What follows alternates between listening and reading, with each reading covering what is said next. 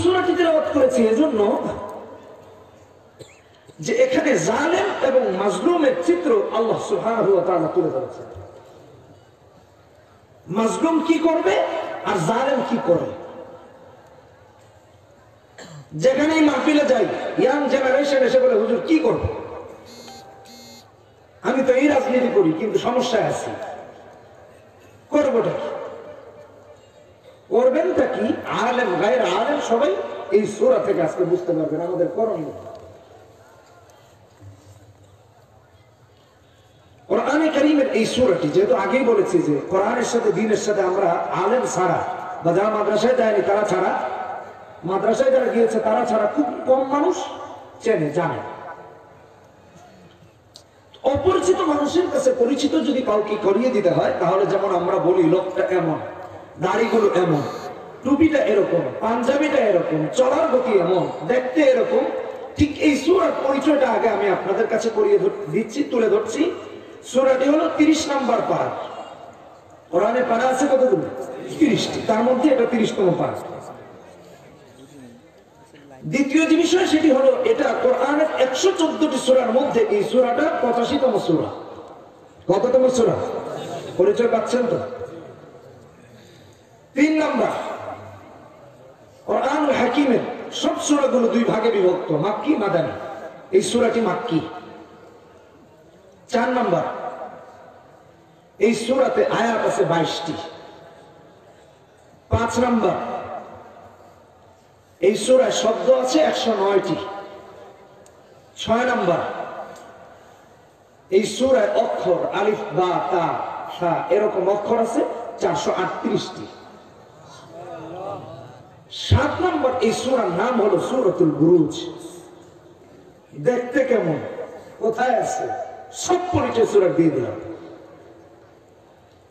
সূরার পরিচয়টা তুলে ধরেছে আপনাদের কাছে। সূরার নামটা সূরার প্রথম আয়াতের ওয়াও যেটা কসমের জন্য আসছে, তারপরে শব্দে আল্লাহ এনেছেন ওয়াস-সামা'i যাতিল বুরুজ। ওয়াস-সামা'র পরে কি? যাতিল বুরুজ, মানে তৃতীয় শব্দ। তৃতীয় শব্দ। সূরার নাম কি? সূরাতুল বুরুজ। সব জেনে গেছেন সূরা সম্পর্কে। কোরআনে কারীমের এই সূরাটি আল্লাহ নাযিল করে মুমিনদেরকে শিক্ষা দিয়েছেন যে ঈমান আনার কারণে জুলুম হবে, নির্যাতন হবে, নিপীড়ন হবে, জেল হবে, কিন্তু সবর ছাড়া বিকল্প কিছু করা যাবে না। আর জালেমদের দৃশ্য তুলে ধরেছেন যে জালেমরা মুমিনরা ঈমান আনার কারণে এই সূরায় বলেছেন আগুনে পুড়িয়ে পুড়িয়ে মুমিনদেরকে তারা শহীদ করবে। আমি আরো বলতে চাই বর্তমান পৃথিবীতে দেখেন কোথাও আগুন দিয়ে জ্বালানো হচ্ছে, কোথাও ব্রাশ ফায়ার করা হচ্ছে, কোথাও কামানের সামনে মুমিনদেরকে দাঁড়াতে হচ্ছে। আল্লাহ রাব্বুল ইজ্জত ওয়াল জালাল জালেমের অবস্থা এই সূরায় তুলে ধরেছেন, আর মুমিন যে ঈমানের উপর ইস্তেকামত থাকবে তার কথাও নিশ্চয়তা দিয়েছেন এই সূরায়। দুটি চিত্রই আল্লাহ তাআলা এই সূরাতে তুলে ধরেছেন। শিক্ষার বিষয়টা এখানে। এই কথাগুলো বলতে গিয়ে আল্লাহ আবার কসম করেছেন, একবার না একাধিকবার। এখানে উলামায়ে কেরাম আছে ওয়াস-সামা'i যাতিল বুরুজ ওয়াল ইয়াউমিল মাউউদ ওয়া শাহিদিন ওয়া মাশহুদ, 3টি আয়াতে কসম করেছেন। কসম কেন করা হয়? কসম করা হয় পরের বক্তব্যটার গুরুত্ব বোঝানোর জন্য। যেটা বলছি সেটা খুব গুরুত্বপূর্ণ। প্রশ্ন হলো আল্লাহ কেন কসম করলেন? আল্লাহ কসম করেছেন তার বান্দাদেরকে বিষয়টা যে খুব গুরুত্বপূর্ণ এটা বোঝানোর জন্য। এখন যদি বান্দারা না বোঝে তাহলে আর কিছু করা যাবে না। হয়তো কুফরিকে বেছে নিবে, নয়তো ঈমানকে বেছে নিবে, এই তো পার্থক্য। আমি জাস্ট পৌঁছিয়ে দিচ্ছি। আরেকটা প্রশ্ন আছে। আমরা জানি কসম করতে হয় আল্লাহ। কার? এখানে আল্লাহ কসম করেছেন তার মাখলুকাতের। যাতিল বুরুজ, সামা'i যাতিল বুরুজ, যাতিন নুজুম, অর্থাৎ তারকাখচিত আকাশের কসম করেছেন, এটা তো আল্লাহর সৃষ্টি। ওয়াল ইয়াউমিল মাউউদ, কিয়ামত দিবসের কসম করেছেন, এটাও আল্লাহর সৃষ্টি। শাহিদ মাশহুদ, এটাও আল্লাহর সৃষ্টি। তো আল্লাহ আল্লাহর নামে কসম না করে মাখলুকাতের নামে কেন করলেন? এটা হলো নাস্তিকদের জবাব। এই কসমের ভিতরে আছে। আল্লাহ তাআলা তার মাখলুকাতের কসম কসম এই জন্য করেছেন যে এই মাখলুকাত গুলো নিয়ে যদি, এই সৃষ্টিগুলো নিয়ে যদি গবেষণা করে, তাহলে কেউ আর নাস্তিক থাকবে না, কালেমা পড়ে মুমিন হয়ে যাবে। সুবিশাল আকাশ, কেউ কোনোদিন ধরতে পেরেছেন না? মই লাগিয়ে যাওয়ার সাধ্য পৃথিবীর কোন বিজ্ঞানীর আছে বলেন? না রকেট দিয়ে যাওয়ার সাধ্য আছে? এখন সাভারবাসী যদি কয় হুজুর না, এই হেমায়তপুরের উপরের 4-5টা তারকা আমাদের এলাকার এমপি মহোদয় করছে। তারকা তারকা তারা কি বলে নাকি আছে এরকম কেউ? দেখেন সাবধান, ঠিকঠাক মতো উত্তর দিয়ে। তাহলে সব করেছেন কে? যা করার সাধ্য কোনো মানুষের নাই। নাস্তিকরা যদি এই একটা তারকা নিয়ে, চাঁদ নিয়ে, আকাশ নিয়ে, গ্রহ মহাগ্রহ যা আছে সবগুলো নিয়ে গবেষণা করে কালেমা পড়তে বাধ্য হবে, স্রষ্টায় বিশ্বাসী হতে বাধ্য হবে। আল্লাহ এই জন্য তার সৃষ্টির কসম করেছেন যে মানুষ আমার সৃষ্টি নিয়ে গবেষণা করে কালেমা পড়ে পড়ে মুমিন হয়েছে, আল্লাহকে বিশ্বাসী হয়ে। কি সুন্দর জবাব।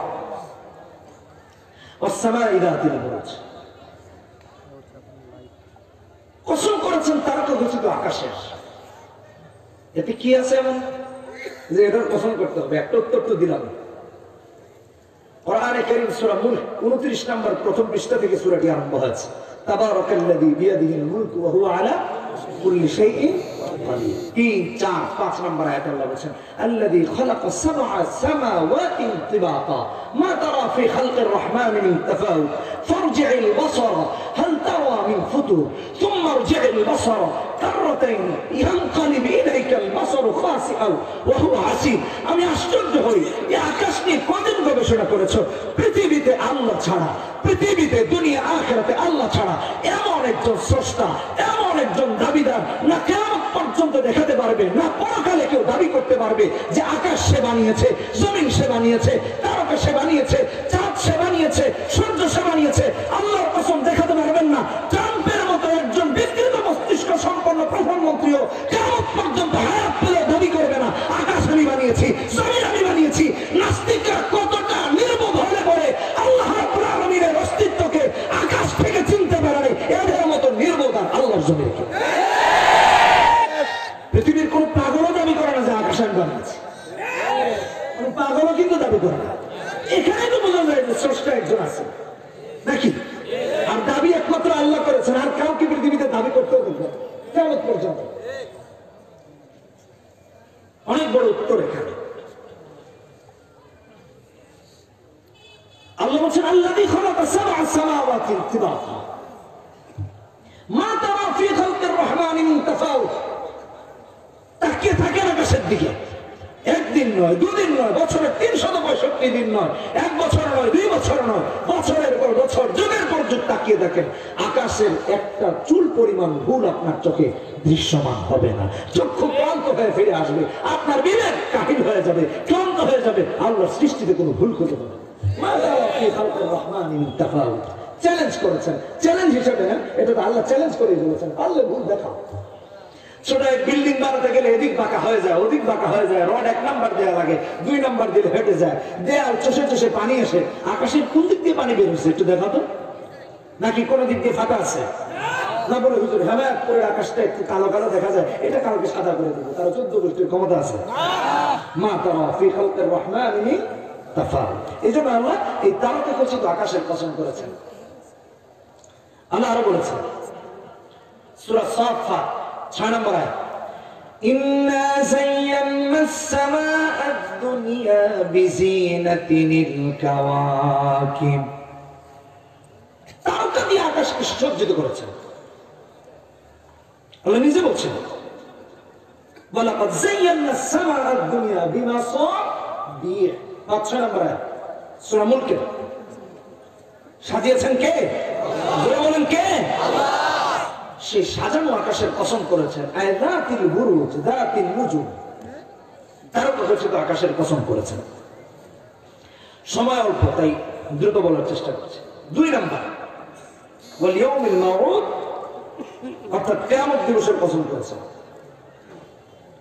কিয়ামত দিবসের কসম আল্লাহ কেন করলেন? ইন্না জালজালাতাস সাআতি শাইউন আযীম। সূরা হজ প্রথম আয়াত। ভয়াবহ অবস্থা হবে কিয়ামতের। আল্লাহু আকবার। কেমন ভয়াবহ হবে? মুফাসসিরিনে কেরামগণ কিয়ামতের একটা বিশাল অধ্যায় থেকে আল্লাহ যে কসম করেছেন এর তিনটি বিষয় উল্লেখ করেছেন, যে আল্লাহ তিনটা সময়ের কসম করেছেন।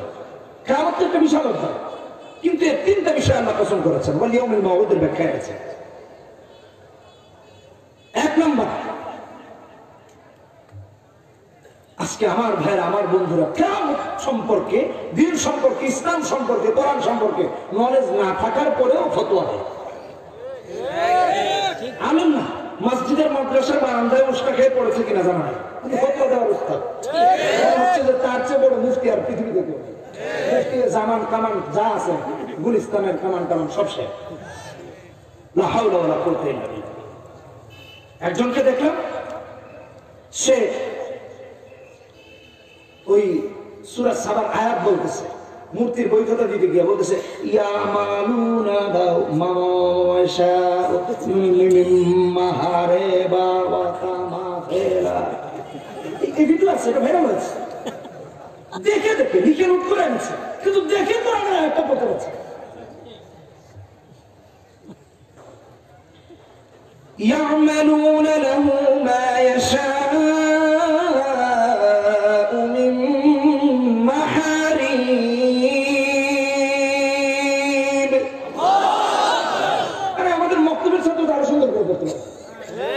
বুঝলেন না এই কথা? আমাদের ভাইজানের মাঝে মক্তবের ছাত্র আনা ভালো করবে না?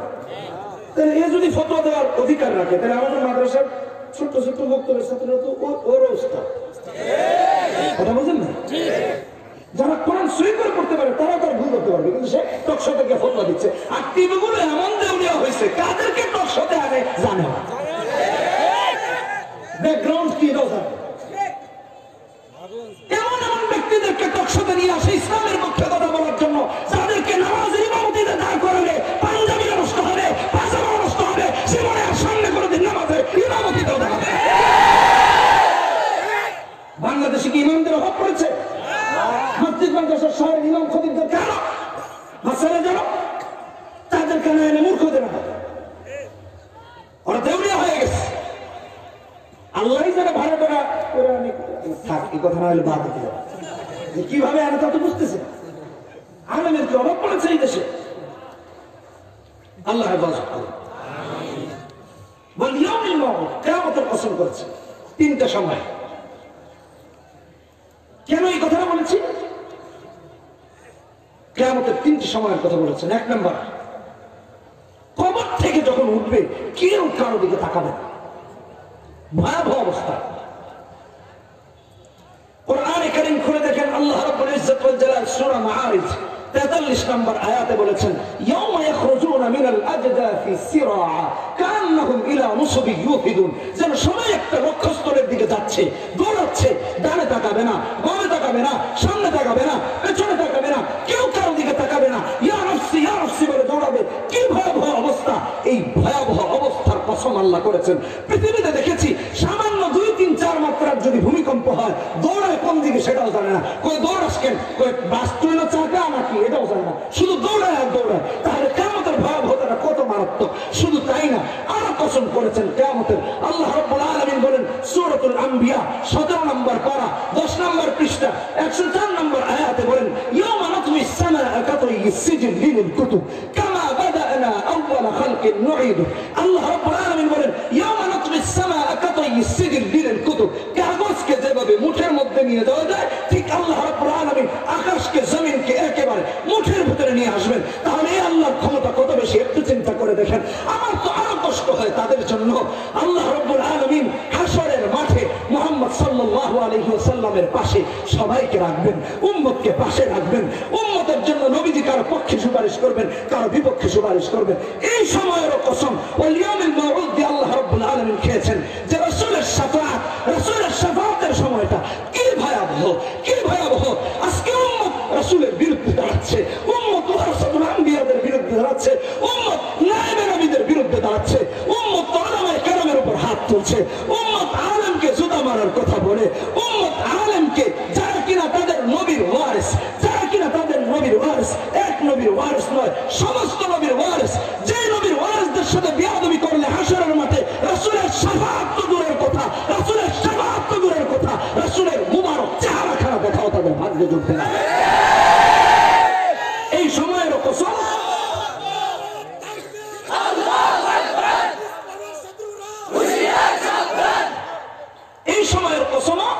আল্লাহ করেছেন। রাসূলের শাফাআত পেতে হলে আলেমের সাথে বেয়াদবি করেন না, না পারলে চুপ থাকেন, না পারলে চুপ থাকেন, চুপ থাকেন, অসুবিধা নেই, চুপ থাকেন। রাসূলের বিরুদ্ধে অবস্থান করিয়েন না। ও শাহিদি ও মাশহুদ 3 নম্বর কসম করেছেন, শাহিদের আর মাশহুদ। তিরমিজি 3661 নম্বর হাদিসে এসেছে শাহিদ হলো ইয়াউমুল জুমআ, মাশহুদ হলো ইয়াউমে আরাফা। অনেকে তাকাচ্ছে যে হুজুর এটা কোন শাহিদ, রিজেন্টের শাহিদ কিনা আপনার? আল্লাহ হেদায়েত দান করুন। আমিন। শাহিদ মানে সাক্ষী দান, সাক্ষী দেবি। হাসরের মাঠ ভয়াবহ অবস্থা, ভয়াবহ অবস্থা। ইমাম কুরতুবী আলাইহি রাহমাহ বলেন, প্রতিটা রাত আপনার আমার পক্ষের বা বিপক্ষের সাক্ষী, প্রতিটা দিন আপনার আমার পক্ষের বা বিপক্ষের সাক্ষী। রাতের আধারে কোথায় কি করেছি, রাত আল্লাহর কাছে জবাব দিয়ে করবে। আল্লাহ, ও আমার আধারে চুরি করেছিল, ডাকাতি করেছিল, মানুষের সম্পদ লুণ্ঠনের স্বপ্ন সাজিয়েছিল, ওরে ধরো জাহান্নামে ঢোকাও। দিন বলবে আল্লাহ, ওরে ধরো জাহান্নামে ঢোকাও। আরে ভাই, শাহেদের ব্যাখ্যা যদি এটুক পর্যন্ত হয়ে যেত, কোনো কথা ছিল না। এর চেয়ে আরো ভয়াবহ শাহেদ তো আল্লাহ নিজে হবেন, আল্লাহ নিজে হবেন। কোরআনে কারিমে সূরা তাওবাতে এসেছে, সূরা সাফে এসেছে, কোরআনে কারিমে সূরা ফাতিহা 28 নম্বর আয়াত এসেছে, ওয়া কাফা বিল্লাহি শাহীদা, আয় কাফা আল্লাহু শাহীদা, আয় কাফা আল্লাহু শাহীদা। আমি আমার ভাইদের উদ্যত দেখে, তাদের দুঃসাহস দেখে মাঝে মাঝে অবাক হই, এরা কি আল্লাহকে মানে না? ওয়া কাফা বিল্লাহি শাহীদা। কোথায় দাঁড়িয়ে রাসূলের বিরুদ্ধে ষড়যন্ত্র করছো, কোথায় বসে আলেমদের বিরুদ্ধে ষড়যন্ত্র করছো, কোথায় বসে কোরআনের বিরুদ্ধে ষড়যন্ত্র করছো। আরে সাবধান, থামো। আল্লাহ কসম করে বলছেন, হাসরের মাঠে আল্লাহ নিজে শাহিদ হবেন। ওয়া কাফা বিল্লাহি শাহীদা। কোথায় কি করেছো সব হিসাব করায় গণনায় আল্লাহ তোমার হাতে ধরিয়ে দিবেন। আরে ভাই, শাহিদের ব্যাখ্যা শুধু এতটুকু নয়, এদের জন্য এত কষ্ট হয়। আরে আলেম এত ব্যতীত হন, আলেমদের তোমাদের থেকে 4 আনা খাওয়ার কোনো সুযোগ নাই, কোনো আকাঙ্ক্ষাও নাই, কোনো লোভ নাই। শুধু এটুক বুঝো, শাহিদ তো আরো কঠিন। ফাকাইফা ইযা জিনা মিন কুল্লি উম্মাতিন বিশাহীদিন ওয়া জিনা বিকা আলা হাউলাই শাহীদা। সূরা নিসার 41 নম্বর আয়াত। হাসরের মাঠে নবী নিজে শাহিদ হবেন, উম্মতের পক্ষে বা বিপক্ষে। আল্লাহ, এর জান্নাতে দাও, এর জাহান্নামে দাও। অবস্থা খারাপ হয়ে যাবে। কোরআনে কারীম করে দেখেন, সূরা আহজাবে 45 নম্বর আয়াত আল্লাহ আরো বলেছেন, ইয়া আইয়ুহান নাবিয়্যু ইন্না আরসালনাকা শাহিদাও ওয়া মুবাশশিরাও ওয়া নাযীরা। নবী নিজে শাহিদ হবেন, হয়তো পক্ষের নয়তো বিপক্ষের, হয়তো জান্নাতে যাওয়ার নয়তো জাহান্নামে যাওয়ার জন্য শাহিদ হবেন। একটু আল্লাহকে ভয় করো, একটু কোরআনে কারীমের কথাগুলো বিশ্বাস করো। কোরআনে কারীম তো শুধু আমার নয়, কোরআনে কারীম তো শুধু আলেমের নয়, কোরআন তো আওয়ামী লীগের, কোরআন তো বিএনপির, কোরআন তো জামাতের, কোরআন তো জাতীয় পার্টির, কোরআন তো মজলিসের, কোরআন তো আন্দোলনের, কোরআন তো সবার। আরে ভাই, কোরআন পড়তে যদি তোমার ভালো না লাগে, আলেমের কাছে একটু জিজ্ঞেস করো। আমি তো আয়াত নাম্বার বলে দিচ্ছি, বাড়িতে গিয়ে একটু নিজে করে দেখো, সহজ হয়ে যাবে। আরো সহজ করে দিলাম, আরো সহজ করে দিলাম। আরে শাহেদ শুধু আল্লাহ হবেন এমন নয়, শাহেদ শুধু পয়গম্বর হবেন এমন নয়। আজকে যেই চেয়ারে বসার জন্য, আজকে যেই পেট পুরে খাওয়ার জন্য, আজকে সামান্য আরামায়েশ করার জন্য কোরআনের বিরুদ্ধে যারা অবস্থান নিয়েছো, সুন্নাতের বিরুদ্ধে যারা অবস্থান নিয়েছো, বাতিলের পক্ষ যারা নিয়েছো, এখন তো কিছু কিছু দাড়ি টুপি আরো দেখি বাতিলের পক্ষে চলে গিয়েছে। আমি বলছি ভাই, তোমাদেরকেও আমি বলছি, একটু চিন্তা করে দেখো, একটু কোরআনে কারীমটা খুলে দেখো। সূরা ইসরাঈল, বানি ইসরাঈল, আল্লাহ রাব্বুল আলামিন 14 নম্বর আয়াতে বলছেন, ইকরা কিতাবাক, ইকরা কিতাবাক কাফা বিনফসিকা আল-ইয়াওমা আলাইকা হাসিবা, ইকরা কিতাবাক কাফা বিনফসিকা আল-ইয়াওমা আলাইকা হাসিবা। আল্লাহ তার আমলনামাটা হাতে ধরিয়ে দিবেন আর বলবেন, পড়ো, কোথায় কি করেছিলা, কখন কি করেছিলা, কার বিরুদ্ধে কি করেছিলা, আমার বিরুদ্ধে কি করেছো, আমার পয়গম্বরের বিরুদ্ধে কি করেছো, কোরআনের আইন বা লয়ের বিরুদ্ধে কি করেছো, সব নিজে পড়বেন, নিজে নিজের বিরুদ্ধে শাহিদ হবেন, নিজে নিজের বিরুদ্ধে সাক্ষী হবেন। কোন চেয়ারের জন্য লোভে পড়ে আজকে ইসলামের বিরুদ্ধে আচরণ করছেন, সেই চেয়ারই বলবে আল্লাহ, ওরে ধরো জাহান্নামে দাও। সেই দেহাই বলবে আল্লাহ, আমাকে পেট পুড়িয়ে খাওয়ানোর জন্য হারাম বর্জন করেছিল, জাহান্নামে দাও। একটু চিন্তা করে দেখেন, শাহেদ অর্থ শুধু এখানেই নয়, আরো ভয়াবহ, আরো ভয়াবহ। কোরআনে কারীম করে দেখেন, আজকে নেতারা, আজকে বড় বড় শিল্পপতিরা, কোটিপতিরা, অনেক দাড়ি টুপি ওয়ালারাও টাকা পয়সার লোভে, ক্ষমতার লোভে, সামান্য একটু নেতাদের আচরের নিচে থাকার জন্য তেলের পর তেল মারতে থাকে, চামচামির মতো করতে থাকে। আমি তাদের উদ্দেশ্যে একটু বলতে চাই, শুনে রাখো, শুনে রাখো। কোরআনে কি তুমি এই আয়াত পড়ো নাই? কোরআনে কি তুমি এই আয়াত পড়ো নাই? সূরা নূর, নূর মানেই আলো, মানলে তুমিও আলোকিত হয়ে যাবা, নয় তোমার লেবাস দিয়ে আলোকিত হওয়া যাবে না। আত্মাকে আলোকিত করো, আত্মাকে আলোকিত করো। সূরা নূর 24 নম্বর আয়াত আল্লাহ বলেন, ইয়াউমা তাশহাদু আলাইহিম আলসিনাতুহুম ওয়া আইদিহিম ওয়া আরজুলুহুম বিমা কানু ইয়ামালুন। আমি আমার ভাইদের অবস্থা দেখে খুব আশ্চর্য হই, খুব আশ্চর্য হই। এই জবানটাকে আলেমদের বিরুদ্ধে কিভাবে তুমি ব্যবহার করো, এই জবানটাকে তুমি কোরআনের বিরুদ্ধে কিভাবে ব্যবহার করো। এই হাত দিয়ে নাকি তুমি আলেমদেরকে মারবা, তোমার এত বড় দুঃসাহস কিভাবে হলো? তাশহাদু আলাইহিম আলসিনাতুহুম, জবান হাসরের মাঠে তোমার বিরুদ্ধে দাঁড়িয়ে আল্লাহর কাছে জবাবদিহিতার কাতারে দাঁড় করাবে। হাত কোন হাত দিয়ে আলেমদের গায়ে হাত তুলবা? আরে ওয়াইদিহিম ওয়াইদিহিম, তোমার হাত তোমার বিরুদ্ধে হাসরের মাঠে সাক্ষী দিবে। তোমরা তো বলছো খেলা হবে,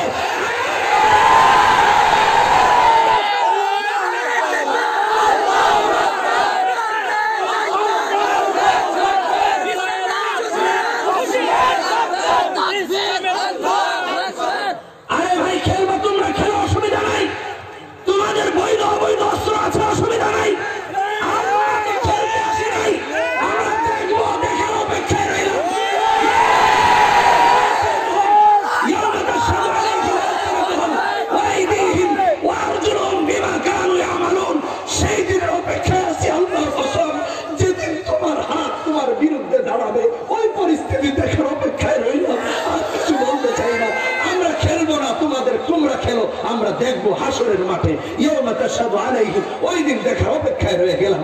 মনে রেখো, মনে রেখো, সব জালেমরা নিপাতিত হয়েছে, ভূপতিত হয়েছে, সব জালেমরা নিঃশেষ হয়েছে। বর্তমান নব্য জালেমরাও টিকে থাকবে, এর কোনদিনও নিশ্চয় নেই। চিরন্তন সত্য সব ধ্বংস হবে।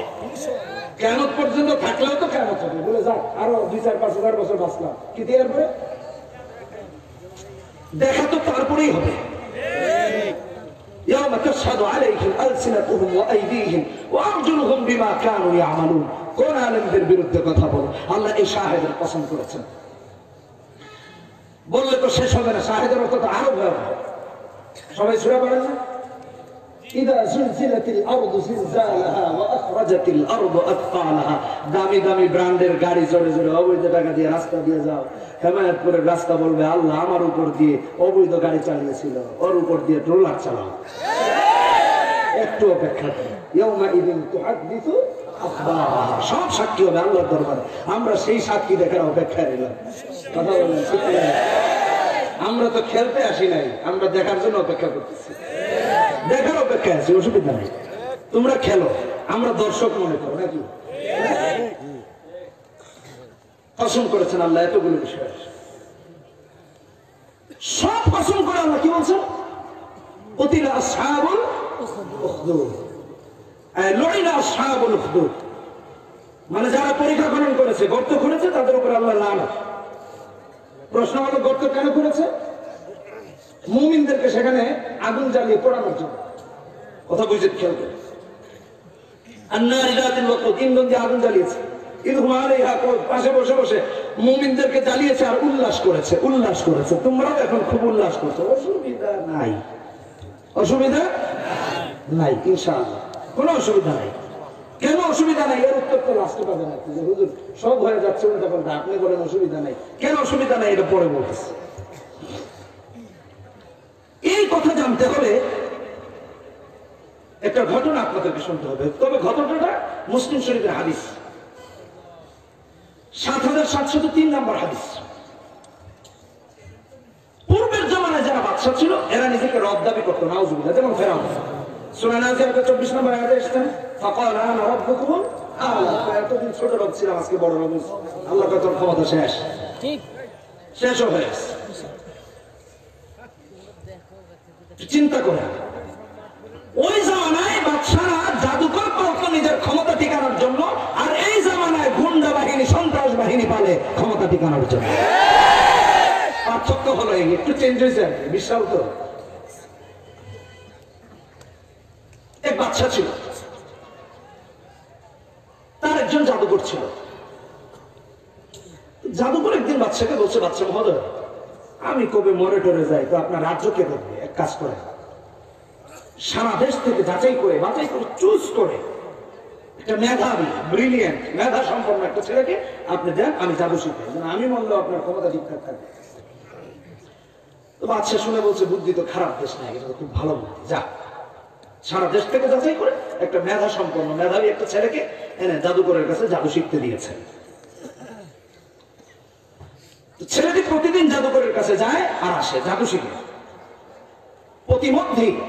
প্রতিমধ্যে একজন আলেমের বাড়ি আছে, উনি ঈসা আলাইহিস সালামের অনুসারী আলেম, লা ইলাহা ইল্লাল্লাহ ঈসা রূহুল্লাহ, এই কালেমার অনুসারী। তো যাতায়াতের সময় সে আলেমের বাড়িতে ঢুকেছে। আলেম বললেন তোমাকে প্রায় দিন দেখিয়ে দিকে যাও, কই যাও? তো জাদুকরের কাছে যাই। কেন? জাদু শিখতে। কে পাঠিয়েছে? রব পাঠিয়েছে, মানে তারা তো বাদশাকে রবি বলে। তো আলেম বললেন শোনো, আল্লাহ ছাড়া কোন রব নাই, এ তোমার রব না। বলছে তাহলে রব কে? বলে আল্লাহ। বলতেছে তুমি কালেমা পড়ো, মুমিন হয়ে যাও। এটা দীর্ঘদিনে দাওয়াত দিয়েছেন, কেন সংক্ষিপ্ত আকারে বলছে। তো ছেলেটা কালেমা পড়ে মুমিন হয়ে গেছে। সুবহানাল্লাহ বললেন না? ঘুম পাচ্ছে নাকি? রাত বেশি হয়ে গেছে? ফাকালা আনা রাব্বুকুমুল আলা, কি পরিণত হয় একটু দেখেন। তো ছেলেটা কালেমা পড়ে মুমিন হয়ে গেছে। প্রতিদিন যাতায়াতের মতো সে যখন আরেকদিন যাচ্ছে, হঠাৎ দেখে যে বিশাল রাস্তা, যে রাস্তা দিয়ে যায়, রাস্তার এই পাশের মানুষ ও পাশে দাঁড়িয়ে আছে, ও পাশের মানুষ ও পাশে দাঁড়িয়ে আছে। হাদিসের মধ্যে আসছে দাব্বাতিন আযীমাতিন, অর্থাৎ বড় একটা ভয়ঙ্কর প্রাণী মাঝখানে। তো এই পাশের মানুষ ওদিকেও যেতে পারতেছে না, ওই পাশের মানুষও এবারে যেতে পারছে না, ভয়ে কেউ এদিক থেকে ওদিক যায় না, ওদিক থেকে এদিকে আসে না। ছেলেটাও তো আটকে পড়েছে। তো ছেলেটা ওখানে দাঁড়িয়ে চিন্তা করতেছে যে আমার তো যাওয়া দরকার, কিন্তু কিভাবে যাব? হঠাৎ তার মাথায় আসে, যারে আমি তো দুদুল্যমান পরিস্থিতিতে আছি, একদিকে জাদুকরের কাছে যাই কুফরি শিখতে, আরেকদিকে আলেমের কাছে যাই দিন শিখতে, কারণ ঈমান আনার পরে তো দিন শেখা জরুরি। তো কালেমা পড়ার পর আলেম তাকে দিন শেখাচ্ছিলেন। তো এখন আমি কনফিউশনে আছি যে আলেম আল্লাহর কাছে প্রিয় না জাদুকর আল্লাহর কাছে প্রিয়। আজকে এটা পরীক্ষা হবে। একটা পাথর হাতে নিয়েছে ছোট্ট, যেটা ওই প্রাণীর তুলনায় কিছুই না, নিয়ে বলছে আল্লাহ, হাদিসের শব্দ, আল্লাহুম্মা ইন কানা আমরুর রাহিবি আহাব্বা ইলাইকা মিন আমরিস সাহিব ফাকতুল হাদিহি দাব্বা। যুবকটি বলতে লাগলো, আল্লাহ, আমি যেহেতু একদিকে জাদুকরের কাছে যাই আবার আলেমের কাছে যাই, জাদুকরের তুলনায় যদি তোমার কাছে আলেম বেশি প্রিয় হন, তাহলে আমি পাথর নিক্ষেপ করতে দেরি হয়, প্রাণীটা যেন নিঃশেষ হতে দেরি না হয়, তবেই বুঝে নিব আলেম সত্য এবং লা ইলাহা ইল্লাল্লাহ এটাই যেন সত্য। ভাই আমার, বন্ধুরা আমার, যুবক এই কথা বলে বলে পাথরটি নিক্ষেপ করতে দেরি হয়, প্রাণীটি নিঃশেষ হতে দেরি হয় নাই, প্রমাণ হয়ে গেল লা ইলাহা ইল্লাল্লাহ সত্য। বাদশা নিজেকে যে রব দাবি করেছে সে রব নয়, আর জাদুকর যে শিরকি শিক্ষা দেয় এটাও কোনো প্রকৃত শিক্ষা নয়। আলেমের কাছে গিয়ে যুবক বলতে লাগলো, হুজুর, আজ তো আমার সাথে এই ঘটনা ঘটেছে। আলেম বলতে লাগলেন, শোনো, আলিয়াম আনতা আফদালু মিন্নি, আজকে তুমি আমার থেকে ঈমানের দিকে উপরে চলে গিয়েছো। এখন তোমার উপর দেখবা অনেক ঈমানি পরীক্ষা আসবে, খবরদার আমার কথা কিন্তু কাউকে বলো না। কারণ হলো আমি আরো দিনের দাওয়াত দিতে চাই, আরো মানুষের কাছে দিনের দাওয়াত পৌঁছাতে চাই, তাওহীদের কথা পৌঁছাতে চাই। অতএব আমার কথা কাউকে বলবা না, তোমার উপর অনেক পরীক্ষা আসবে। মানুষগুলো অস্থির হয়ে বলতে লাগলো, হায় হায়, যুবক তো মারাত্মক জাদুঘর, ছোট পাথর নিক্ষেপে এত বড় প্রাণী যেহেতু মেরে ফেলেছে, তাহলে এই যুবকের হাতে না জানি কি জাদু আছে। অন্ধ ব্যক্তি এসে বলে, যুবক, আমার চক্ষু দুটা দেখি না, ভালো করে দাও। যুবক বলে, লা আশফি আহাদান ইন্নামা ইয়াশফি আল্লাহ, শেফা তো আমি দিই না, বরং শেফা দেন আমার আল্লাহ। যুবক হাত বুলিয়ে দে, অন্ধ ভালো হয়ে যায়। ল্যাংড়া মানুষ আসে, হাত বুলিয়ে দে, আল্লাহ ভালো করে দেন। বোবা মানুষ এসে যখন বলে, বুবাও, এই যে বাক শক্তিহীন, তার মুখের মধ্যে আল্লাহ তাআলা বাক শক্তি দিয়ে দেন। এই খবর চারদিকে যখন ছড়িয়ে পড়ে, ওই বাদশা যে কিনা নিজেকে রব দাবি করেছে, ছেলেকে জাদু শেখার জন্য জাদুঘরের কাছে পাঠিয়েছিল, ওই বাদশারও একজন মন্ত্রী ছিলেন যিনি কিনা অন্ধ। বুদ্ধি ভালো হওয়ার কারণে মেধা ভালো হওয়ার কারণে, বিচক্ষণ হওয়ার কারণে বাদশাটাকে মন্ত্রী বানিয়ে রেখেছে। ওই মন্ত্রী যেহেতু অন্ধ, তার কাছে এই খবর গিয়েছে। লোকেরা বলছে, মন্ত্রী মহোদয় আপনি কেমন মন্ত্রী হলেন, এখনো মন্ত্রণালয়ের চেয়ারটাই তো দেখতে পারলেন না, অথচ দেশের মধ্যে এমন এক যুবকের আবির্ভাব হয়েছে, হাত দিলে চোখ ভালো হয়ে যায়। মন্ত্রী বলবো আমাকে নিয়ে চলো তার কাছে। বিশাল উপঢৌকন বিশাল হাতিয়া নিয়ে যুবকের কাছে গিয়ে হাজির। যুবককে বলছে, যুবকরে আমার এই যে দেখো বিশাল হাতিয়া, সব কিছু তোমার জন্য নিয়ে এসেছি, তুমি আমার চক্ষু দুটো ভালো করে দাও। যুবক বলে, চক্ষু তো আমি ভালো করে দেই না, বরং ভালো করে দেন আমার আল্লাহ। তবে শর্ত হলো মন্ত্রী মহোদয়, আপনি যদি পড়েন লা ইলাহা ইল্লাল্লাহ, আমার আল্লাহ আপনার চোখ দুটি ভালো করে দিবেন, সন্দেহ নাই। কালেমা পড়েন, চোখ ভালো হয়ে যাবে। মন্ত্রী চিন্তা করলো, জীবনে কেমন মন্ত্রী হইলাম, চেয়ারখানাও দেখলাম না, জীবনে কি আছে আর রিস্কেটটা নেওয়াই যেতে পারে। বলছে সত্যি ভালো হয়ে যাবে বলে, হ্যাঁ আল্লাহ ভালো করে দিবেন, আমি না। মন্ত্রী লা ইলাহা ইল্লাল্লাহ পড়ে মুমিন হয়ে গেছে। যুবক হাত ঘুরিয়ে দিয়েছে, চোখ ভালো হয়ে গেছে।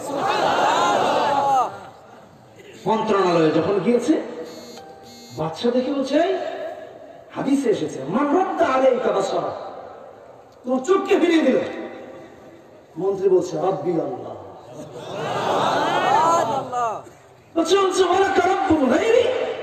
আমি ছাড়া তোমার আমার রব আছে না? বলে হ্যাঁ, তিনি একমাত্র আল্লাহ, এক এবং একক, তুমি রব নও, তিনি আল্লাহ, তিনি। বাদশা খেপে গেল, আমার খায়, আমার মন্ত্রী, আমার সব বেতন আমি দিই। বলে আল্লাহ বলে আল্লাহ। মারা স্টার্ট করেছে। কোথায় পেয়েছে আল্লাহ সন্ধান? মন্ত্রী বলছে ওই যে যুবক যাকে তুমি জাদু শিখতে পাঠিয়েছিলে, তার কাছে পেয়েছে। ছেলেকে এনেছে, এই যুবকের দিকে আসো, ধরে এনেছে। বলছে তুমি তো খুব ভালো জাদু শিখেছ।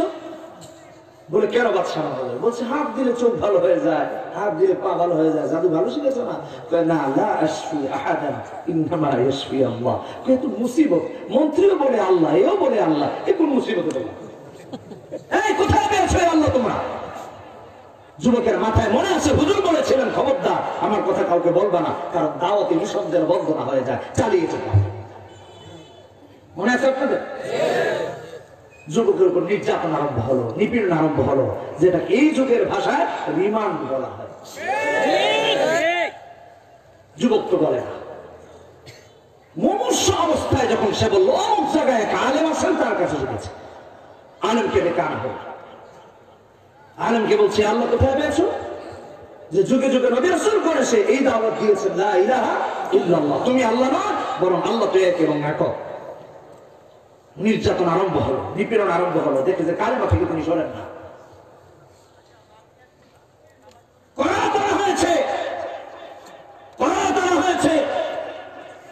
আলেমের মাথা থেকে নিয়ে পুরো দেহ বিখণ্ডিত করে দেওয়া হয়েছে। আলেম বাতিলের কাছে মাথা নত করেন নাই, মাথা নত করেন নাই। আজকের যুগের আলেমদের হক এবং হক্কানিয়তের পতাকাবাহী, তারা পুরে কামান করা গুলি ভয় পান না, জীবন দিয়ে বাতিলের কাছে মাথা নত করে না।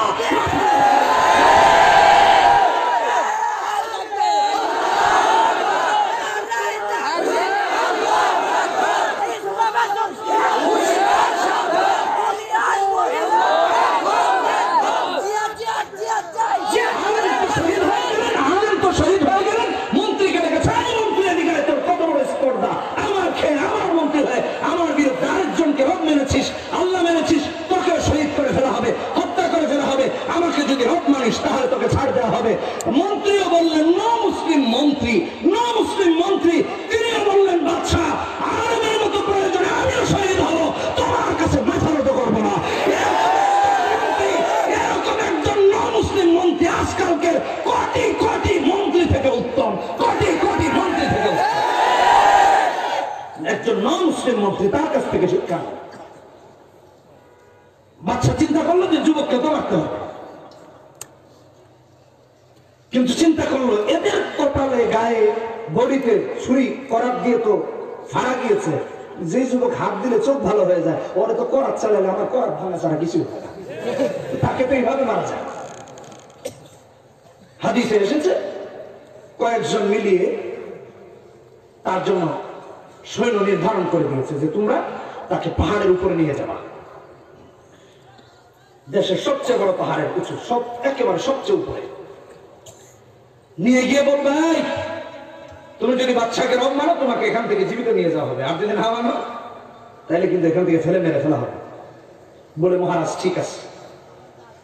ওরা সবাই পরিকল্পিত ভাবে ছেলেকে, সেই যুবককে বিশাল উঁচু পাহাড়ে নিয়ে একেবারে উঁচুতে উঠানো হয়েছে। যুবককে বললো, তুমি যদি মন্ত্রীকে বাচ্চাকে রব মানো তাহলে তোমাকে এখান থেকে ফিরিয়ে নিয়ে যাওয়া হবে, নয়তো এই যে দেখেছো কত উঁচায়, ধাক্কা মেরে পুরো ফেলে মারে ফেলবে।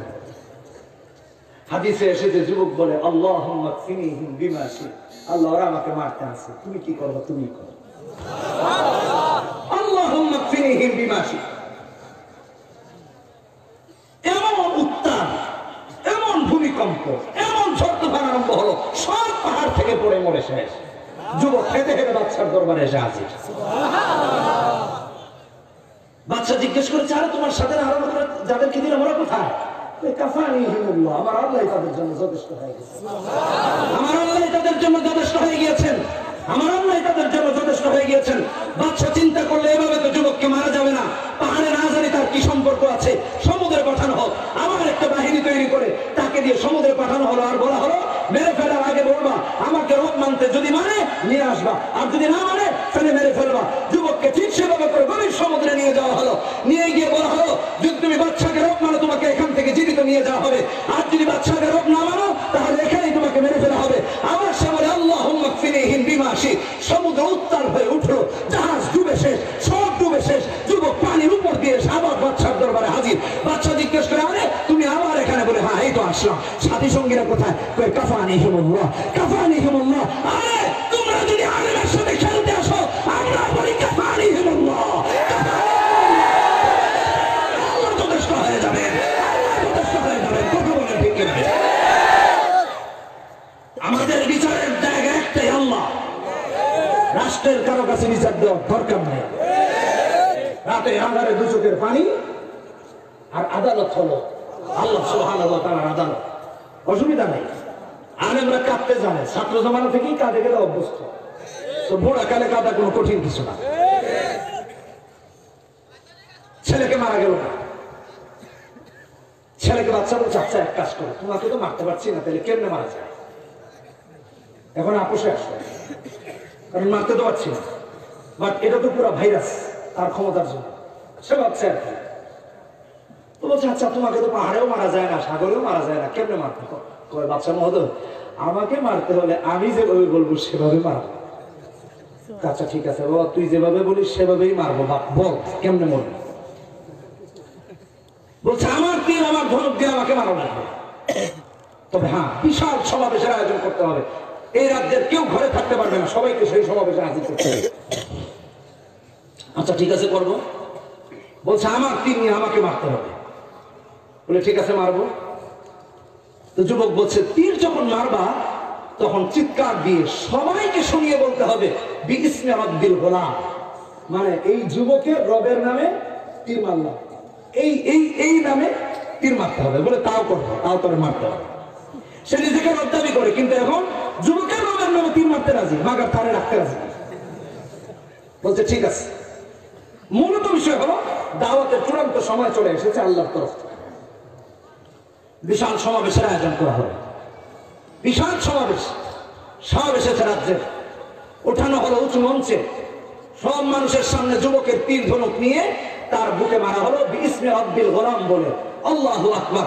হাদিসের মধ্যে এসেছে রাসূলুল্লাহ সাল্লাল্লাহু আলাইহি ওয়াসাল্লাম বলেন, মুসলিমের হাদিস 7703 নম্বর হাদিস, তীর মেরেছে বিইসমি রাব্বিল গোলাম বলে। বাদশা উপস্থিত সমস্ত মানুষ বলে উঠলো, আমান্না বিরাব্বিল গোলাম লা ইলাহা ইল্লাল্লাহ। সব কালেমা পড়ে মুসলমান।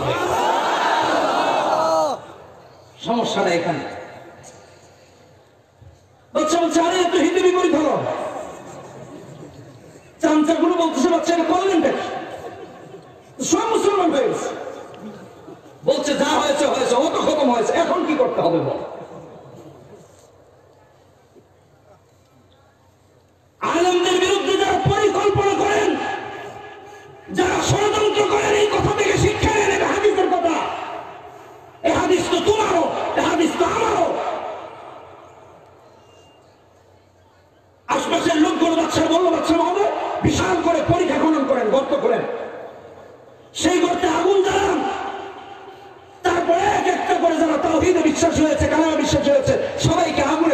মেরে ফেলে, তাই করতে আরম্ভ করে।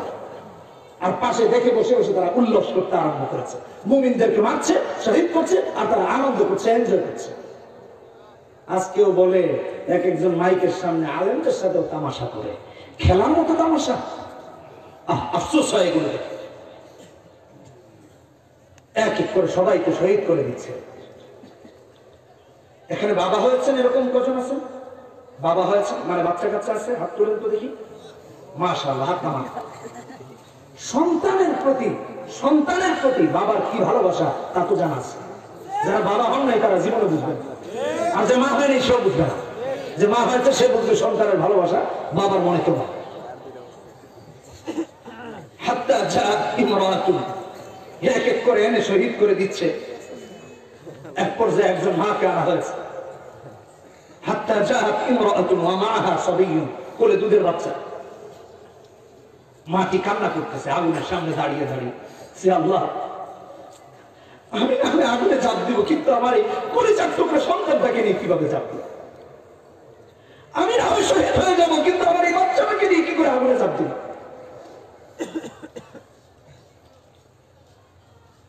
আল্লাহ তার বাচ্চার মুখে জবান জারি করে দিয়েছে। কোলের বাচ্চাটি বলতে লেগেছে, ইয়া উম্মাসবিরি ফাইন্নাকি আলাল হক, মা আমার অসুবিধা নেই, কষ্ট পেয়ে আমার, ধৈর্য ধরো, শহীদ হয়ে যাও, তুমি সত্যের উপর আছো। শহীদ হয়ে যাও, তুমি সত্যের উপর আছো। সে বলেছিল ফাইন্নাকি আলাল হক। আমিও বলতে চাই ওলামায়ে কেরাম, আপনার হকের উপর আছেন, ধৈর্য ধরেন, খেলা হবে না, দেখা হবে।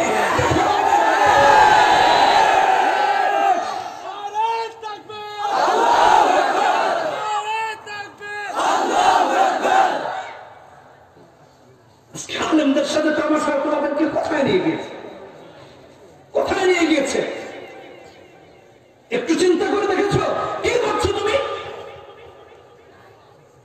কোরআনে কারীম করে দেখুন, খুব দুঃখ হয় তাদের জন্য। কোরআনে কারীম সূরাতুল বাকারা 217 নম্বর আয়াত, আল্লাহ রাব্বুল ইজ্জত ওয়াল জালাল বলেন, ওয়াসাদ্দুন আন সাবিলিল্লাহ ওয়া কুফরুন বিহি ওয়াল মাসজিদিল হারাম ওয়া ইখরাজু আহলিহি মিনহু আকবারু ইনদাল্লাহ ওয়াল ফিতনাতু আকবারু মিনাল কতল ওয়া লা ইয়াজালুনা يقاتلونكم حتى يردوكم عن دينكم إن استطاعوا ومن يرتد منكم عن دينه فيمت وهو كافر فأولئك حبطت أعمالهم في الدنيا والآخرة وأولئك أصحاب النار هم فيها خالدون। আমি আমার ভাইদেরকে কলিজা থেকে দুটি কথা বলতে চাই। আমার ভাইরা যারা আমাদের বিরুদ্ধে দাঁড়াচ্ছ, তোমাদের কাছে তো আমরা ক্ষমতা চাই নাই, তোমাদের কাছে তো কোনোদিন টাকা চাই নাই, তোমাদের কাছে তো পথ চাই নাই। আল্লাহ তাআলা বলছেন, ওয়াসাদ্দুন আন সাবিলিল্লাহ, যারা দ্বীনের পথে বাধা সৃষ্টি করে, তারা আল্লাহর পথে বাধা সৃষ্টি করে। আজকে আমরা দেখতে পাচ্ছি তোমরা আল্লাহর বিরুদ্ধে দাঁড়িয়েছো, আল্লাহর পথে বাধা সৃষ্টি করছো। কার প্ররোচনায় তোমরা এগুলো করছো?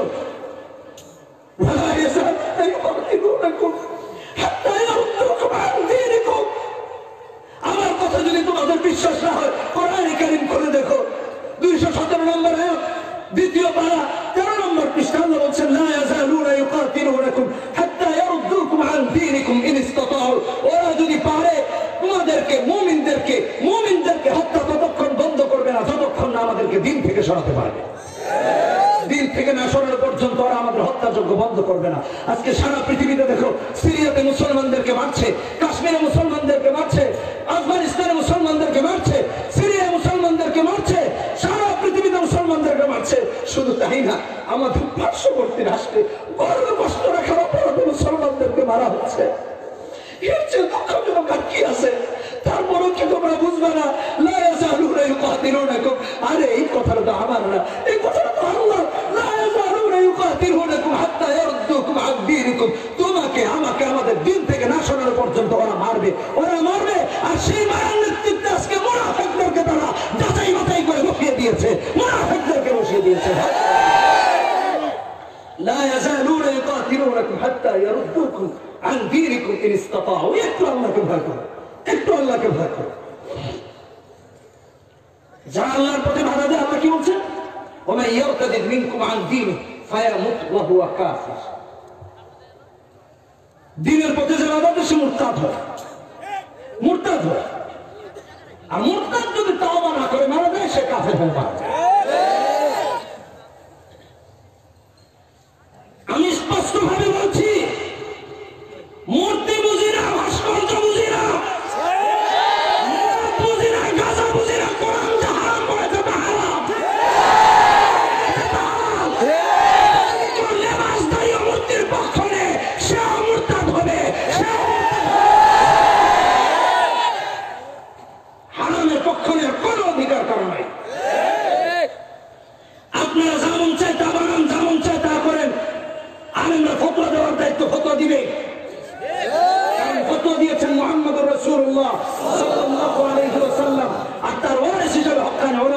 ফতোয়া দেওয়ার অধিকার রাখে, জাহেলরা ফতোয়া দিবে কেন? আসলে ইস্তাফতুনাকা কুলিল্লাহু ইফতিকুম ফিল কালালা, শিক্ষা নেন সূরা নিসার শেষ আয়াত, তাই তো? সবক নিয়ে যান কোরআনে হাকিম থেকে। ফাউলাইকা হাবিতাত আমালুহুম ফিদ দুনিয়া, শুধু কাফের বানা। এই কথাগুলো খুবই গুরুত্বপূর্ণ। দুনিয়া সব আমল তার বাতিল হয়, কারণ সে কাফের হয়ে যায়। যত নামাজ, যত রোজা, যত হজ, যত তাওয়াফ, যত উমরা, আমার বুঝেন নাকি? সব কি হাবিতাত আমালুহুম ফিদ দুনিয়া। ফিদ দুনিয়ার ব্যাখ্যা করতেছে, এটা তো বাংলায় বলছেন আল্লাহ তাআলা বলতে গেলে নাকি? ফিদ দুনিয়া, দুনিয়া মানে দুনিয়া। দুনিয়া কি কি আমল বাতিল হবে? এক নাম্বার তার ঈমান শেষ। ঈমান শেষ হওয়ার কারণে সব নেক আমল বাতিল। ভালো করে বুঝেন, কয় নাম্বার গেল? এক, হাবিতাত আমালুহুম ফিদ দুনিয়ার ব্যাখ্যা করছে। দুই নাম্বার স্বামী এবং স্ত্রীর মধ্যে যে হালাল সম্পর্ক তাও বাতিল হয়ে যায়। স্বামী স্ত্রীর হালাল সম্পর্ক বাতিল হয়ে যায়। কেন বাতিল হয়ে যায়? শরীয়তের নীতি নির্ধারণ আছে, নীতিমালা আছে, সে অনুযায়ী তোমার বিয়ে হয়েছিল। তুমি যখন মুরতাদ হয়েছো, তোমার স্ত্রীর সাথে তোমার আর হালাল সম্পর্ক নাই, হালাল সম্পর্ক নাই। কেন নাই? ডোনাল্ড ট্রাম্পের বিয়ে কি মসজিদে হয়েছে? ডোনাল্ড ট্রাম্পের বিয়ার সময় কি কাবিন ধরা হয়েছিল? আলেম দিয়ে খুতবা পড়ানো হয়েছিল? সাক্ষী দুজন লাগে ওদের বিয়েতে? কিছুই লাগে। তোমার বিয়েতে লেগেছিল, এই জন্য তোমার বৈবাহিক বন্ধন শূন্য হয়ে গেছে। স্বামী স্ত্রীর সম্পর্ক হালাল না। অনেককে বলতে দেখছি, বলছে যে তাদের পিতৃ পরিচয় ঠিক নাই। আমি এটা বলতে রাজি না, কিন্তু এটা সত্য যে এরপরে মুরতাদ হওয়ার পরে যত বাচ্চা কাচ্চা হয়েছে, একটারও জন্ম পরিচয় ঠিক নাই, কারণ সম্পর্ক তো আর হালাল নাই। মুরতাদ হওয়ার পর দিন থেকে তো সম্পর্ক হালাল নাই। এরপরে যত বাচ্চা কাচ্চা হয়েছে, তাদের পিতৃ পরিচয় হয় না। সাবধান হন, সন্তানদের প্রতি ভালোবাসা দেখান, যদি বাবা হন, যদি মা হয়ে থাকেন। আর যদি মুসলমান না হন, তাহলে আপনাদের পক্ষে তো আমাদের কোনো কথাই নেই, ওটা বা যদি মুসলমান হন তাহলে এই কথা। কয়টা গেল? দুইটা। তিন নাম্বার, এরকম ব্যক্তি যদি মারা যায়, তার জানাজা পড়া হারাম। কারণ জানাজা তো হয় মুসলমানের, মুরতাদ আর নাস্তিক মুশরিকের জানাজা যদি হইতোই, তাহলে তো ওই যে কয়েকদিন আগে একজন কিংবদন্তি ফুটবলার মারা গেছে, তাহলে তার জানাজা তো মক্কা শরীফ, কিন্তু হয়েছে। কেন হয়নি? কথা বলতে হবে, কেন হয়নি? সে মুসলমান, এজন্য হয়নি। কেউ যদি ইসলামের বিরুদ্ধে দাঁড়িয়ে মুরতাদ হয়, তার জানাজা পড়া হারাম, তার জানাজা পড়া হারাম, তার জানাজা পড়া হারাম। আমি আমার আলেমদেরকে দায়িত্বহীন কণ্ঠে বলতে চাই, এরকম কোন নাস্তিক মুরতাদ যদি মারা যায়, তার জানাজা পড়াবেন না। যে পড়াবে সে আলেম নামের কলঙ্ক। খবরদার, হুঁশিয়ার হন। ফাউলাইকা হাবিতাত আমালুহুম ফিদ দুনিয়ার ব্যাখ্যা। কয়টা গেল? চার নম্বর, এরকম ব্যক্তি যদি মারা যায়, মুসলমানের গোরস্থানে তার দাফন করা জায়েজ নাই। কি নাই? জায়েজ নাই। কয়টা গেল? চারটা।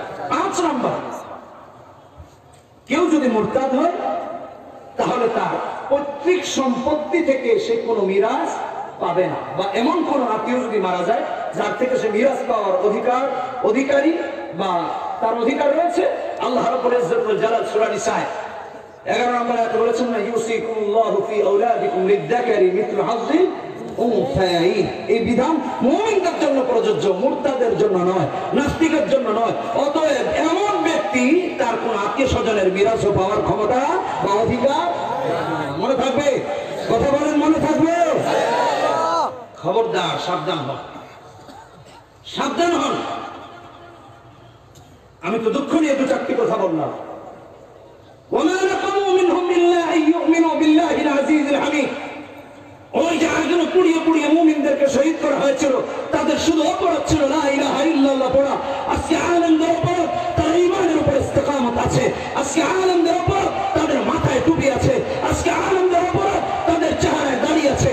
আজকে আলেমদের অপরাধ, তাদের লেবাস সুন্নতি লেবাস আছে। আজকে আলেমদের অপরাধ, তারা হক কথা বলেন। আজকে আলেমদের অপরাধ, তারা সুন্নতের উপর আছেন। আজকে আলেমদের অপরাধ, তারা নবী অপমাননা মানেন না। আজকে আলেমদের অপরাধ, তারা হারাম কাজ করতে বাধা দেন। আজকে আলেমদের অপরাধ,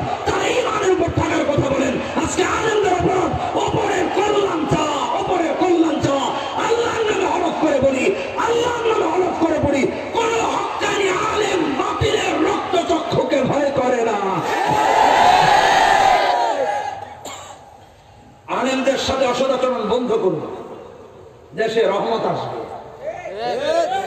আলেমদের সাথে অসদাচরণ বন্ধ করুন, দেশে গজব বন্ধ হবে।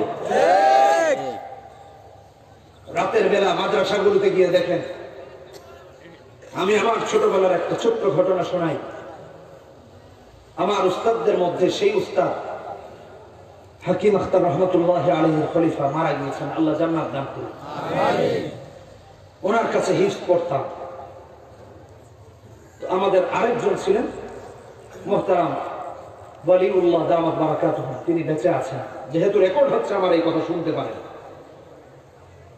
নতুন হুজুর আমরা ডাকতাম, যদিও হুজুর পুরাতন ছিলেন, নাম নতুন যে হয়েছে এটা নতুনই হয়ে গেছে, এটা পুরান হয়নি। বছরের শেষে এ বি সি ডি তিনটা গ্রুপ করলেন, চারটা গ্রুপ করলেন, আর প্রতিযোগিতা লাগিয়ে দিলেন এ গ্রুপের সাথে বি গ্রুপের, আবার সি গ্রুপের সাথে ডি গ্রুপের, যে তোমরা সবাই কোরআনে কারীম পড়বা, কার কয়টা ভুল যায় এটা নোট করে রাখবা বছরের শেষে, শোনানোর শেষে। তো আমরা তখন পড়াই স্টার্ট করলাম। আমি যে কথাটি বলার জন্য এই কথাটা বলছি, এটা ছিল আমার লাইফের একটা নতুন অভিজ্ঞতা। খুব ছোট ছিলাম। আমাদের এই চুরিঘাট্টা মসজিদ এখনো আছে, যে বাড়িতে আগুন লেগেছিল চকবাজারে, তার সামনের যে মসজিদ, সেই মসজিদের ঘটনা বলছি। এটা তখন পুরাতন মসজিদ ছিল, বড় বড় পিলার। তো যেহেতু আমাদেরকে কন্টেস্ট হচ্ছে, প্রতিযোগিতা হচ্ছে, কার কয়টা ভুল যায়, তো আমরা দিনে যাই তেলাওয়াত হতো, ফাঁক পাইলেই নামাজে দাঁড়িয়ে তেলাওয়াত করতাম। ফাঁক পাইলে যা সামনে পড়তে হবে, শোনাইতে হবে, এটা তেলাওয়াত করতাম। আল্লাহর কসম, যে কয়েকদিন রাতের বেলা উঠেছি, 2টা 1টা মসজিদে ঢুকেই দেখি ছাত্ররা তেলাওয়াত করতেছে। ছোট্ট ছোট্ট বাচ্চারা পিলারের আড়ালে দাঁড়িয়ে তেলাওয়াত করত, যেন কেউ না দেখে। আর আমরা গুনাহগার, আমি গুনাহগার, কিন্তু এই নাবালেগ বাচ্চাদের কোনো গুনাহ নাই যারা রাতের বেলা তাহাজ্জুদ আদায় করে, যারা রাতের বেলা দাঁড়িয়ে তেলাওয়াত করে। তোমরা মনে করছো করোনা বাংলাদেশে খুব ভালোভাবে বিস্তৃত হয় না, এর কারণ তোমাদের কিছু না, আলেমদের চোখের পানি, তাহাজ্জুদগুলোর বাচ্চাদের চোখের পানি, বাচ্চাদের চোখের পানি। আল্লাহর কসম, এই চোখের পানি যদি বিরুদ্ধে যায়, করোনার চেয়ে ভয়াবহ গজবের অপেক্ষা করো।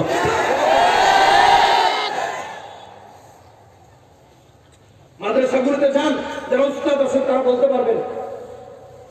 রাতের বেলা দেখবেন আপনি আর আমি তো ঘুমাচ্ছি, ঘুম আসলে পরে নাকের গর্জনে ট্রাকের ইঞ্জিন ফেল, কোনো খবর নাই, না ফজর না জোহর। ওই ছোট্ট ছোট্ট বাচ্চাগুলো তিলাওয়াতের পর তিলাওয়াত করতে থাকে। রাতে 1টা 2টা, আমার তাকে 4টায় উঠতে হবে যেহেতু, তো সেই টার্গেট নিয়ে রাতের বেলায় উঠে 4টা পর্যন্ত জেগে থাকে, তিলাওয়াত করে। এই বাচ্চাগুলো বুকে কষ্ট দিয়েন না, এই আলেমদের বুকে কষ্ট দিয়েন না। আমরা বড় হয়েছি, গুনাহ হয়েছে, আমাদের কথা বাদ দিলাম।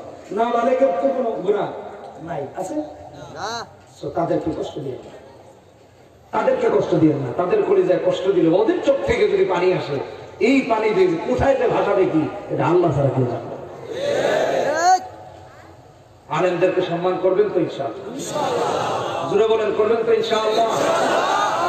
ইনশাআল্লাহ হাত তুলে দেখা বলেন, হে আল্লাহ, আজ থেকে ওয়াদা করছি মৃত্যু পর্যন্ত কোরআন সুন্নাত অনুযায়ী চলবো। হে আল্লাহ, আমাদের এই ওয়াদা মৃত্যু পর্যন্ত বাস্তবায়ন করা তৌফিক দান করুন। হে আল্লাহ, হে আল্লাহ, বুঝে শুনে বিবেক থাকতে সুস্থ মস্তিষ্ক সম্পন্ন হয়ে কোনদিন ওয়ারাসাতুল আম্বিয়া তাদের বিরুদ্ধে কোন প্রকার বেয়াদবি করব না। হে আল্লাহ, ওয়াদা করছি জীবনে শেষ নিঃশ্বাস পর্যন্ত কোরআন সুন্নাহ বিরোধী কোন কাজ করব না। হে আল্লাহ, আমাদের এই ওয়াদা আপনি কবুল করুন। আজ থেকে ওয়াদা করছি, মৃত্যু পর্যন্ত দিনের উপর অবিচল থাকবো। সবাই বসেন, মোনাজাত হবে, কেউ উঠবেন না, একটু দয়া করে। মাফি, আমি জানি